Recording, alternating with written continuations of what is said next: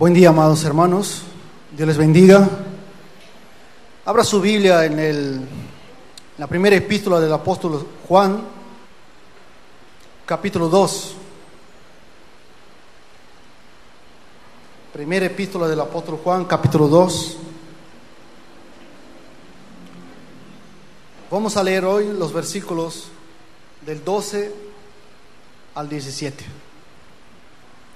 Dice así: Os escribo a vosotros, hijitos, porque vuestros pecados os han sido perdonados por su nombre. Os escribo a vosotros, padres, porque conocéis al que es desde el principio. Os escribo a vosotros, jóvenes, porque habéis vencido al maligno. Os escribo a vosotros, hijitos, porque habéis conocido al Padre. Os he escrito a vosotros, Padre, porque habéis conocido al que es desde el principio. Os he escrito a vosotros, jóvenes, porque sois fuertes, y la palabra de Dios permanece en vosotros, y habéis vencido al maligno.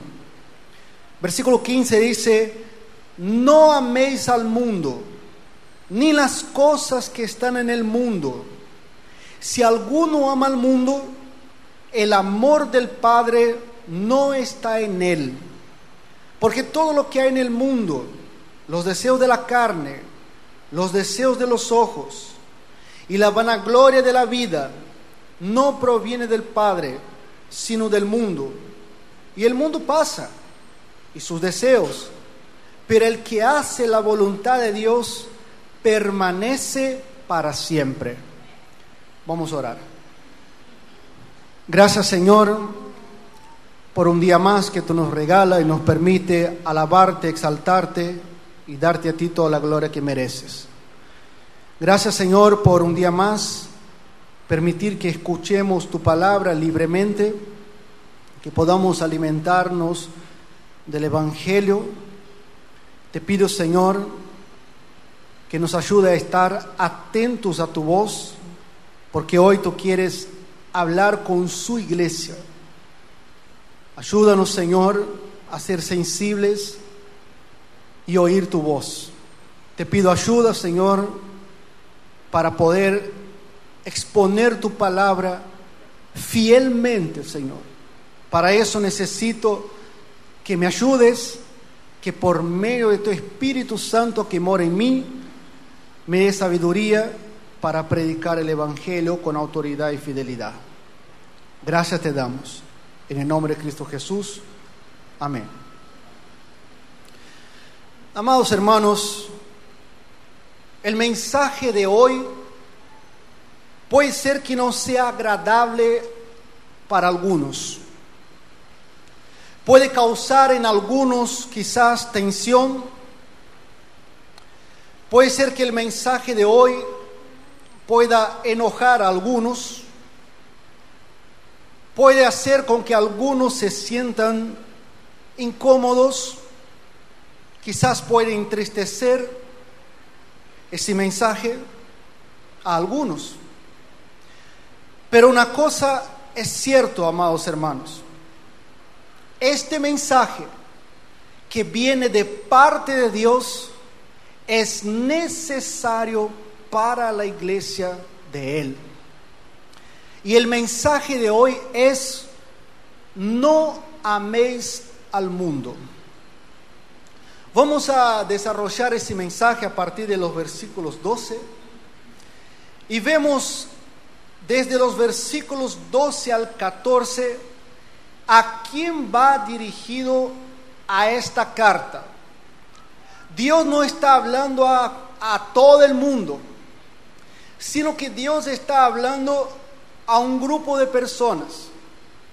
Está hablando a sus hijos y no a incrédulos, no a aquellos que no le conocen, sino que ese mensaje es específicamente para su iglesia.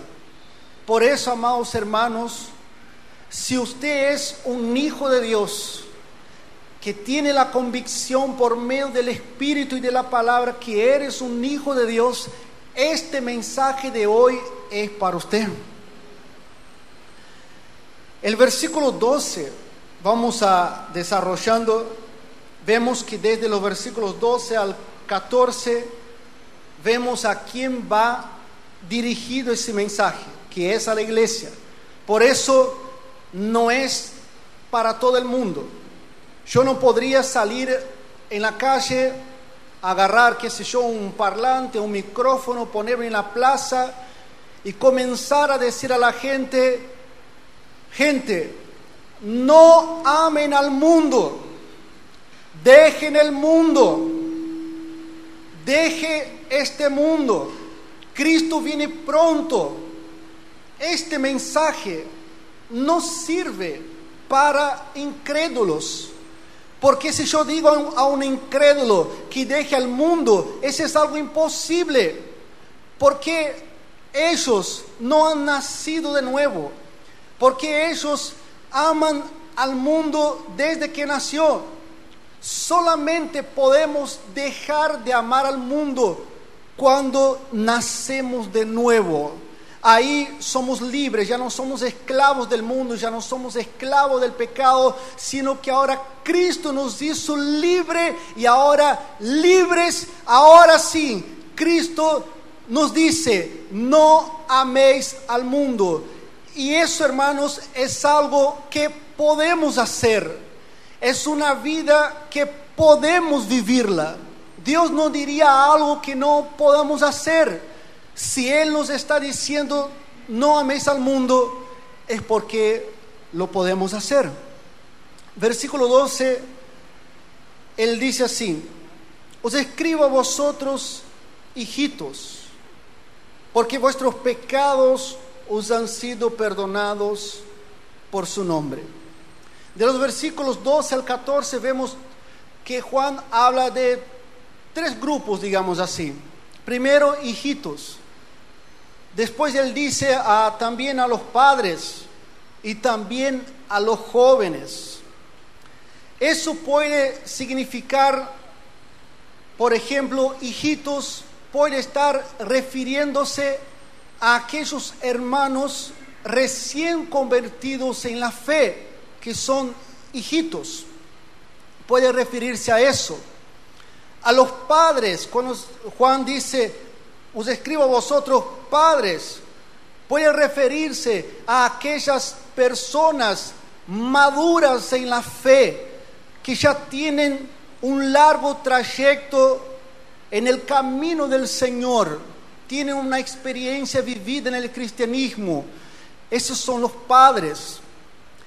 También Juan podría estar diciendo a los jóvenes, aquellos hermanos que ya no son ni padres y obviamente ni hijitos, son aquellos hermanos que están en el medio, digamos así, y que tiene en el desarrollo, claro, y está en el medio, digamos, y tiene no tanto tiempo con el Señor, ni tampoco tan poco tiempo, está ahí en el medio. Juan podría estar refiriéndose a esto, pero si vamos a analizar bien el texto, estos tres grupos de personas, recién nacidos en la fe, jóvenes en la fe, ya experimentados en la fe, esos tres grupos es uno solo, es la iglesia de Cristo, donde hay esos tres grupos de personas. Entonces Dios está hablando ahí a sus hijos, y en el versículo 12 dice: hijitos, porque vuestros pecados os han sido perdonados. Esa es una declaración, es una afirmación sublime de las Escrituras que nos trae seguridad de salvación. Y uno de los propósitos de la primera epístola del apóstol Juan es, a través de la palabra, dar a los creyentes esta seguridad de salvación. Al analizar las Escrituras, puedo examinar mi vida y saber si soy salvo o no. ¿Cómo sé si soy salvo o no? Una de las formas de saber si soy salvo o no es por medio del Espíritu Santo que mora en mí, que testifica en mi espíritu que soy un hijo de Dios. Él me trae esa convicción. pero también tenemos la palabra de Dios que nos garantiza, que nos da esa seguridad de que tenemos vida eterna. Y acá lo que Juan está diciendo a esos hijitos en la fe es que sus pecados han sido perdonados, no solo a los hijitos en la fe, pero a toda la iglesia. Sus pecados han sido perdonados. Qué gloriosa verdad, que nuestra situación con Dios ya no somos más enemigos de Él, éramos sus enemigos. Nosotros estábamos muertos en delitos y pecados, pero la muerte de Cristo, que fue perfecta, que fue completa, que fue suficiente para perdonar todos nuestros pecados, nos hizo con que ahora podamos pertenecer a la familia del Señor, y por eso somos llamados hijos de Dios. Qué glorioso es saber que nuestros pecados han sido perdonados. Colosenses capítulo 2, versículo 13 dice que todos nuestros pecados fueron perdonados. Por eso repito, la obra de Cristo fue completa, fue perfecta, fue suficiente para salvarnos y perdonar todos nuestros pecados. Y esos pecados incluyen a los pecados pasados, presentes y futuros. Ya no somos más enemigos de Dios. Ahora estamos a cuenta con Dios. Ahora podemos tener comunión con Dios. Ahora somos hijos de Dios. Os escribo a vosotros, padres, porque conocéis al que es desde el principio. ¿Y quién es desde el principio sino Dios, que es autoexistente, que siempre ha existido, no es un ser creado, sino que Él siempre existió y existirá eternamente? Entonces, los padres han conocido a Dios, por eso Juan los escribe a ellos. Os escribo a vosotros, jóvenes, porque habéis vencido al maligno. Los jóvenes han vencido al maligno. Como Jesús en su juventud en el desierto también venció a Satanás cuando era tentado. Cristo siempre decía: escrito está. Y de esta manera venció al maligno.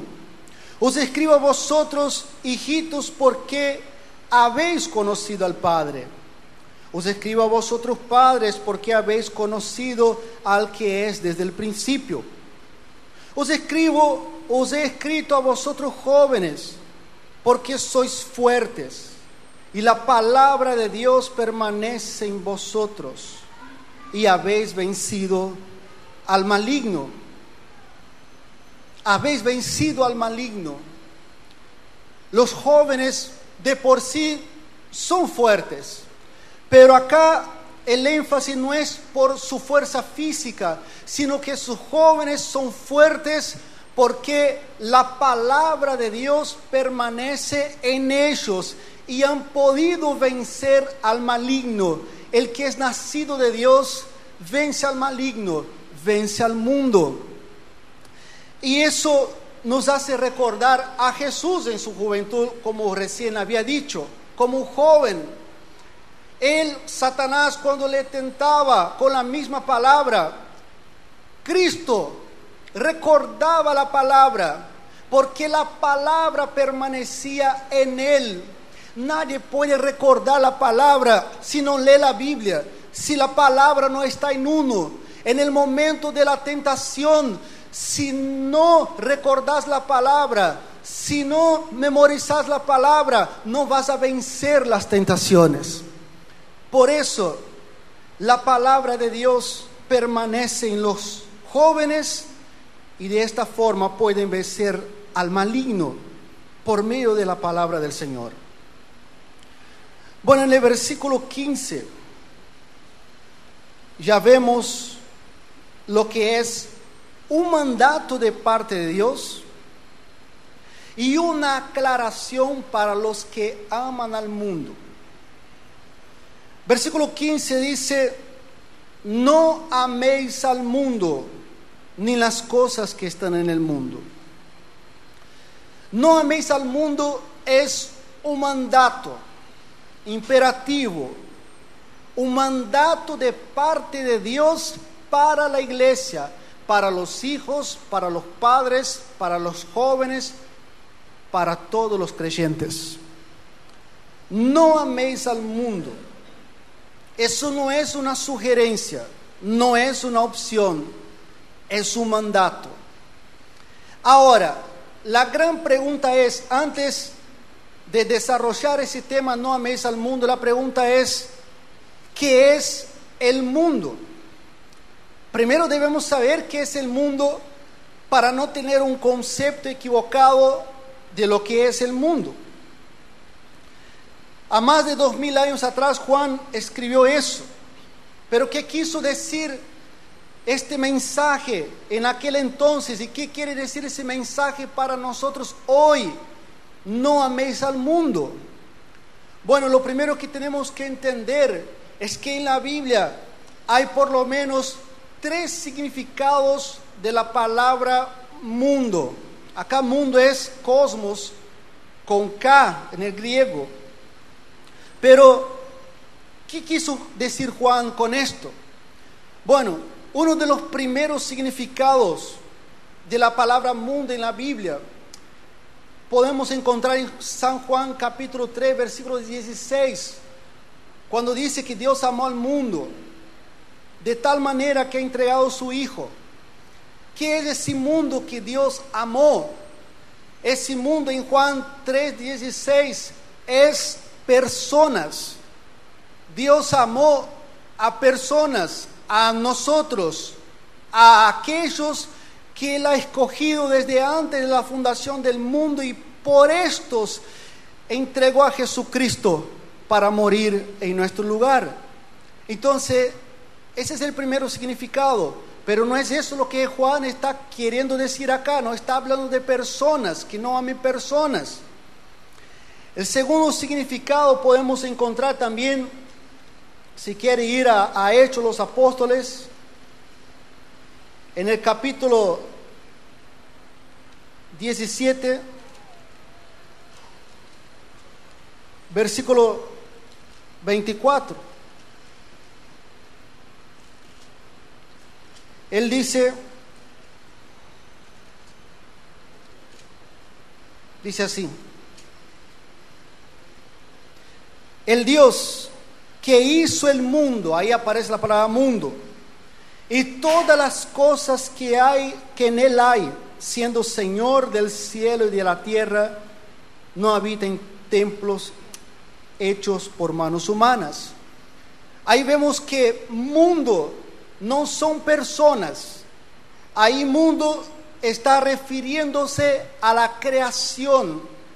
Dios ha creado todas las cosas, los cielos, la tierra y todo lo que en ellos hay es creación de Dios. Eso es mundo, creación.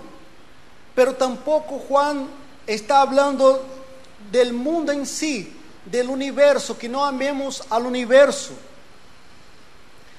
Y el tercer significado que encontramos de la palabra mundo es en el mismo Juan capítulo 2, versículo 15, que más abajo él le va explicando qué es lo que es mundo. Efesios también nos ayuda a entender un poco mejor. En el capítulo 2, ¿qué es lo que es ese mundo en el cual Juan dice no améis al mundo? Capítulo 2 de Efesios, versículo 2 dice: en los cuales anduviste en otro tiempo siguiendo la corriente de este mundo, conforme al príncipe de la potestad del aire, el espíritu que ahora opera en los hijos de desobediencia.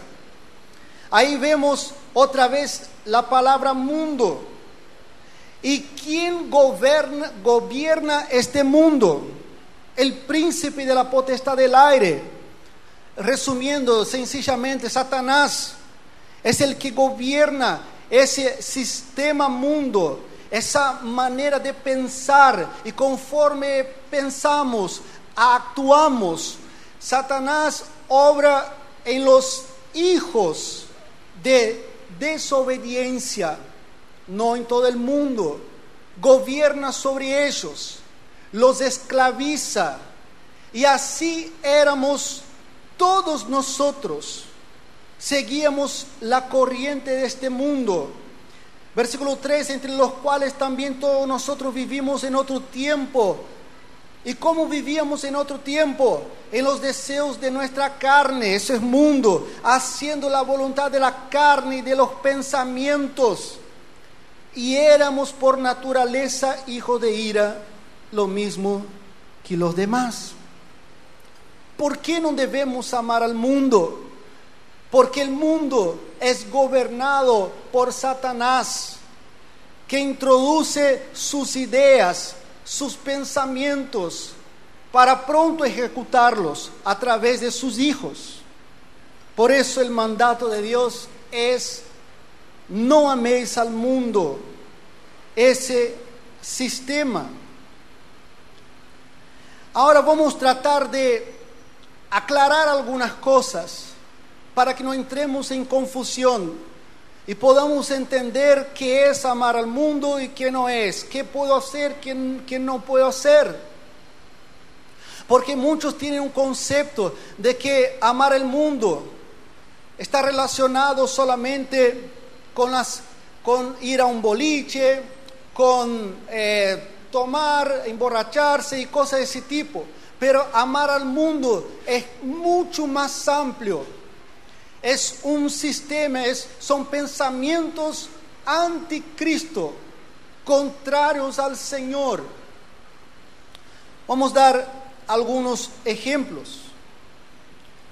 Cuando Juan dice: no améis al mundo, amar al mundo no es tener cosas, por ejemplo. Porque podemos pensar, tener cosas, muchas cosas es amar al mundo. Y no es así. Yo puedo tener muchas cosas.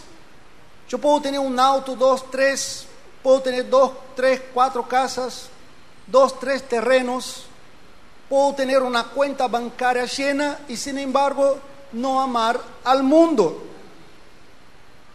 Tener cosas no es amar al mundo. Amar al mundo es buscar tener cosas como el mundo lo busca, para tener simplemente seguridad, para querer ser más que los demás.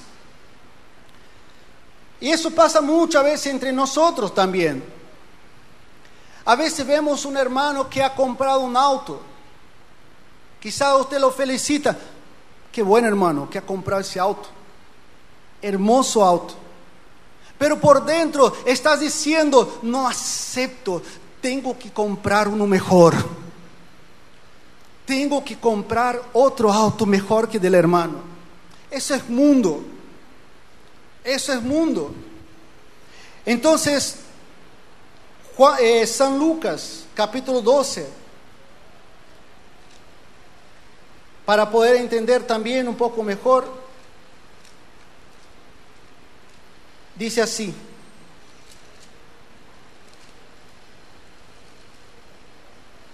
San Lucas 12, versículo 15. Dice Jesús: mirad y guardaos de toda avaricia, porque la vida del hombre no consiste en la abundancia de los bienes que posee. También se refirió a una parábola diciendo: la heredad de un hombre rico había producido mucho. Y él pensaba dentro de sí, ahí está, ¿cómo pensaba él? Diciendo: ¿qué haré? Porque no tengo donde guardar mis frutos. Bueno, podría pensar, ya que no tengo donde guardar mis frutos, podría repartirlos. Pero Jesús estaba advirtiendo sobre lo que es la avaricia, el deseo desenfrenado de querer tener más y guardar y no repartir a nadie. Esa es avaricia. Y dije, esto haré, derribaré mis graneros y los edificaré mayores, y allí guardaré todos mis bienes. Y diré a mi alma, alma, muchos bienes tienes guardado para muchos años. Repósate, come, bebe, regocíjate. Ese mundo. Pero Dios le dijo, necio, esta noche viene a perderse tu alma. Y lo que has provisto, ¿de quién será? Así es el que hace para sí tesoro y no es rico para con Dios. Tener cosas no es pecado, no es mundo. Mundo es querer tener más y ser una persona que tenga avaricia.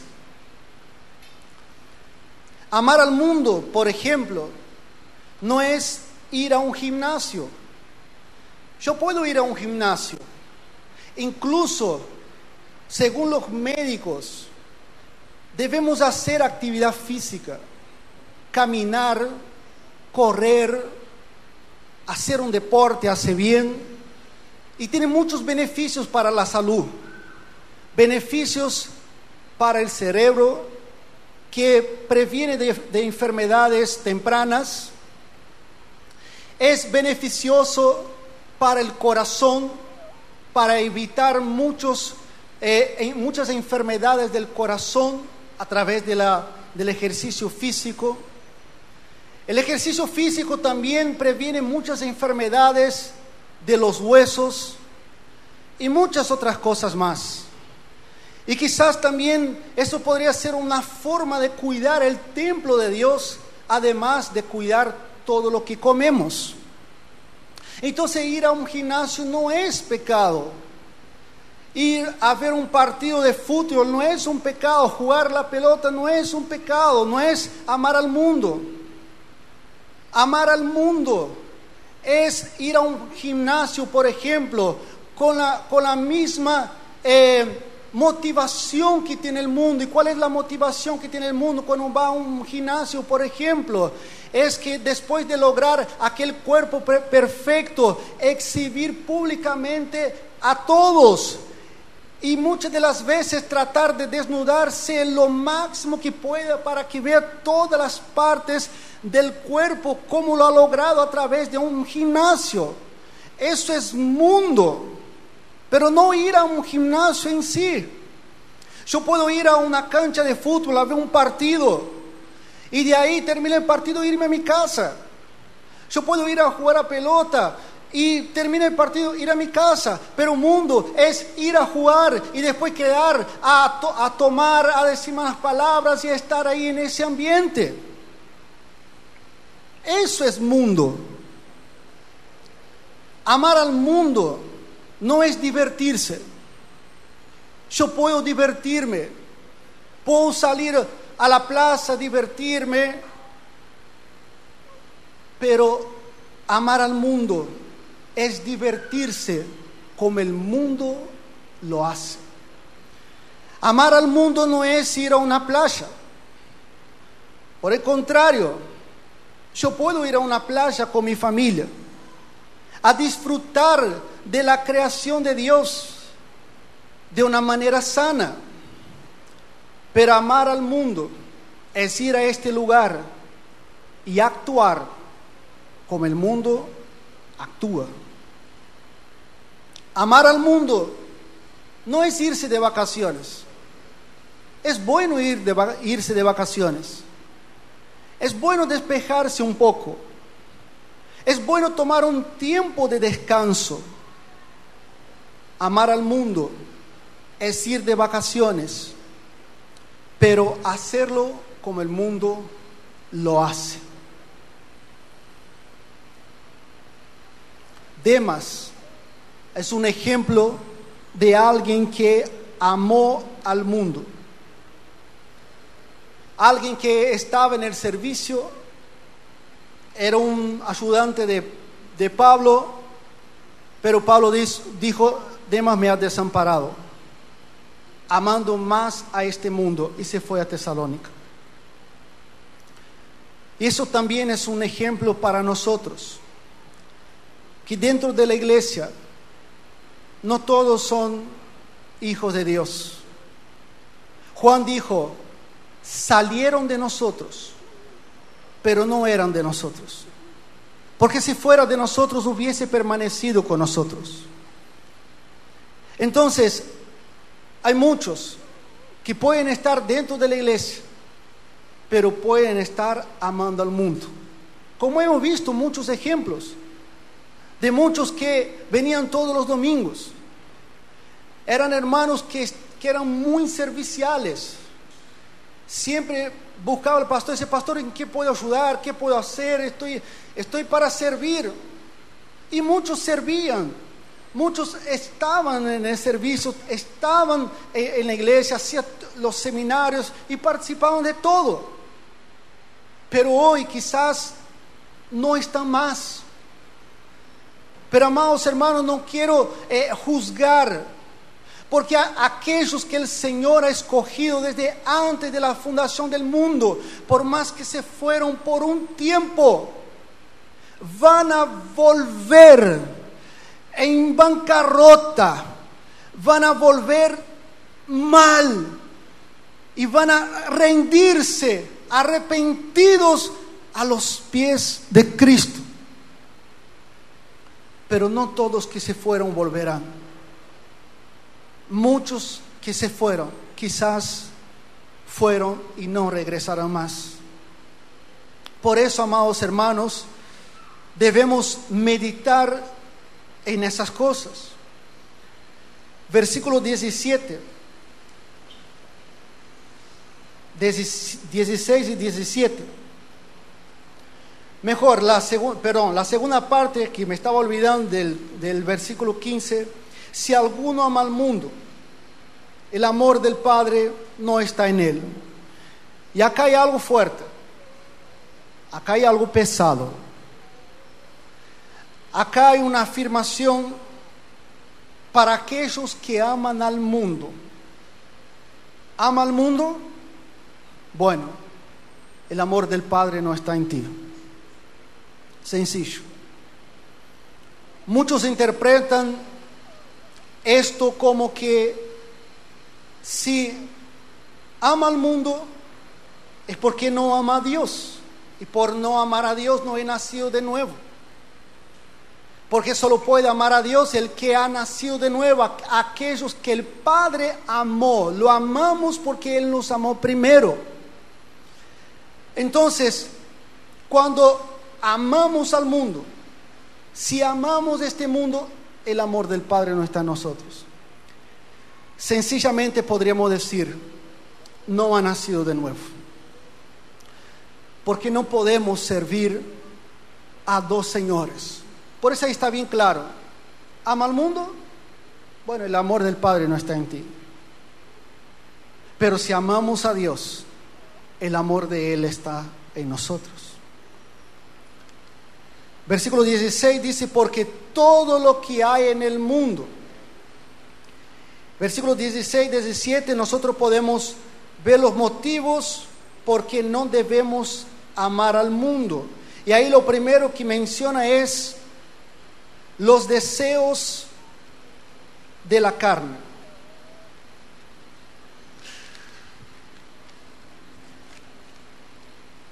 ¿Qué es los deseos de la carne? Los deseos de la carne es nuestra naturaleza caída. Otras traducciones dice la pasión de la carne. En realidad aquí lo que Juan está queriendo decir no es los deseos en sí, sino la pasión de la carne. Porque los deseos en sí no es pecaminoso, porque Dios nos ha creado con deseos. Deseos de dormir, deseos de comer, deseo sexual incluso, deseos varios. Pero lo que sí Satanás, lo que ha logrado, él no ha puesto ningún nuevo deseo en nosotros, no ha inventado algún otro deseo que Dios no haya puesto en nosotros, nos haya creado nosotros, sino que Satanás lo que ha logrado es pervertir estos deseos con los cuales fuimos creados. Él consiguió pervertir esos deseos. Por ejemplo, el deseo sexual obviamente es dentro del matrimonio, pero Satanás ha logrado pervertir ese deseo a través del adulterio, de la fornicación. Eso es no deseo, sino que eso ya es la pasión de la carne. Comer, por ejemplo, fuimos creados con deseos de comer, pero el problema es cuando comemos más de la cuenta, comemos en exceso. Eso ya sería pasión de la carne. Y lo mismo con beber. Tenemos sed, bebemos, pero cuando bebemos en exceso, ya estamos cediendo a lo que es a la pasión de la carne y vivimos conforme a la carne, vivimos conforme al mundo. Dormir, por ejemplo, es un deseo que todos tenemos, pero a veces algunos duermen más de la cuenta. Ya ha sonado el despertador, ya sabe que tiene que ir y duerme un poco más. Y después, Juan también habla de los deseos de los ojos. ¿Cómo podemos ver esos deseos de los ojos? ¿Cómo podemos entender lo que no debemos hacer? Por ejemplo, Mateo 5:28. Jesús habla que si alguno codiciara a una mujer por intención impura en su corazón, ya adulteró con ella. Sin tener el acto en sí, con solo mirar, ya pecó, ya adulteró. Eso se llama no deseo, sino que se llama pasión de la carne. Por eso debemos controlar nuestros ojos, y lo podemos, porque tenemos lo que se llama dominio propio, que a través del Espíritu Santo que mora en nosotros podemos decir no a nuestra carne. Pablo decía: golpeo mi cuerpo y lo pongo por servidumbre. Es lo que debemos hacer. El cuerpo, nosotros no tenemos que ser esclavos del cuerpo, esclavos de las pasiones carnales, sino que nosotros debemos dominar al cuerpo, no el cuerpo a nosotros. Job capítulo 31 versículo 1. Job hace un pacto con sus ojos de no codiciar ninguna virgen. Y eso también puede ser para nosotros. En oración, decir a Dios que nos ayude a controlar nuestros ojos, porque solamente podemos hacer eso a través del Espíritu, por el Espíritu, hacer morir lo terrenal en nosotros. Segunda de Samuel, por ejemplo, vemos el caso de David, que paseando en su terraza, vio una mujer bañándose y dice que esta mujer era muy hermosa.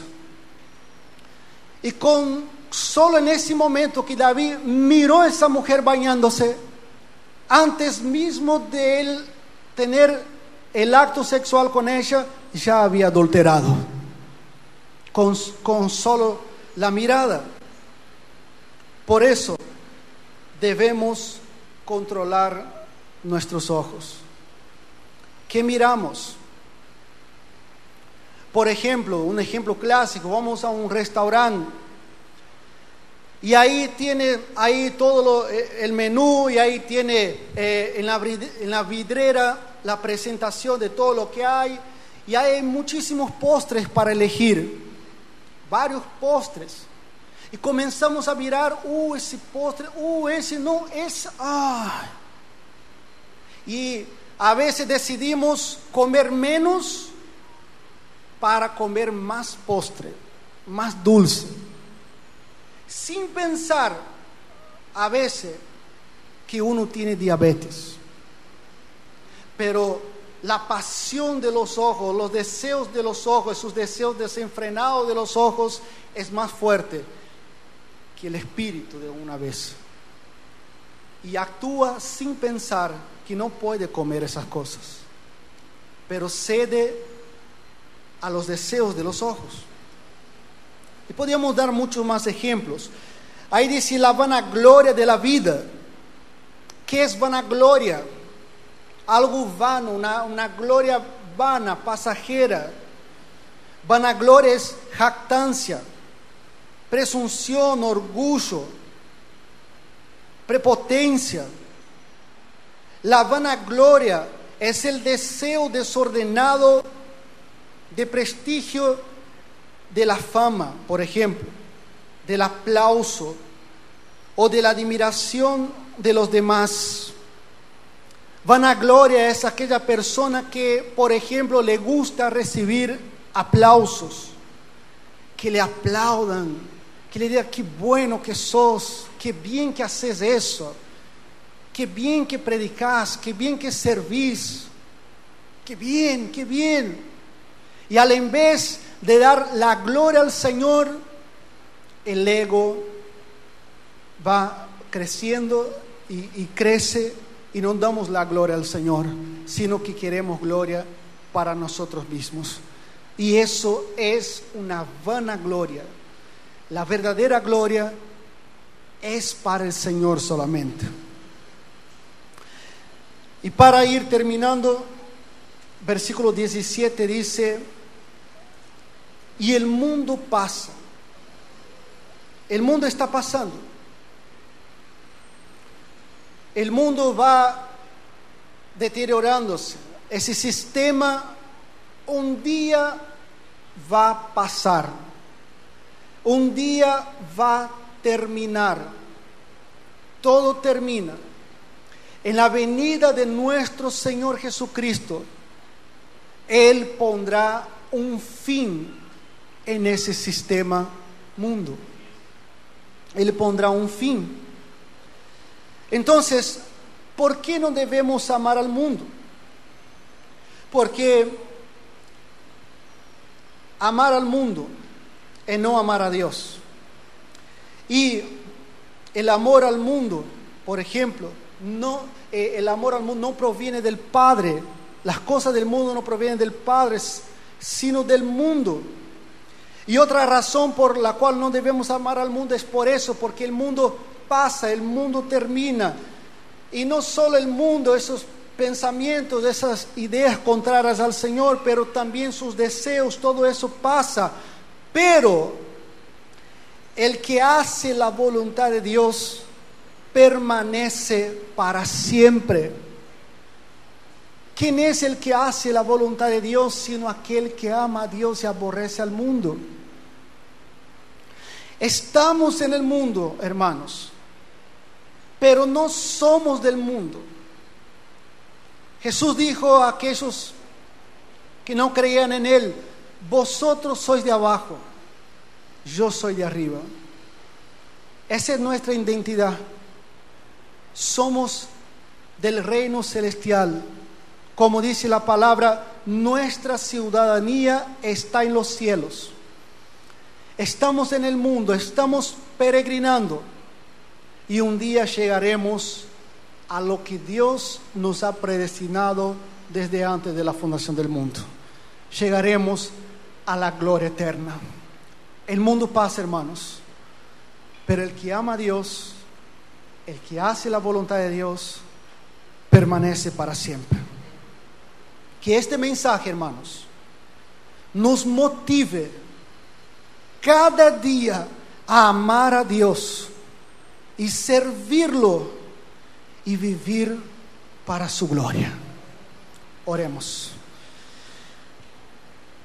Padre, gracias Señor por tu palabra. Gracias por ese mensaje que ha sido dirigido a nosotros. Ayúdanos, Señor, a vivir para su gloria, a amar al Señor y a aborrecer al mundo. Ayúdanos, Señor, para que por medio del Espíritu que mora en nosotros podamos cada día hacer morir lo terrenal. Te agradecemos, Padre Celestial, por este mensaje, por tu palabra, y te damos a ti toda la gloria, toda la alabanza, en el nombre de Cristo Jesús. Amén. Dios les bendiga, hermanos.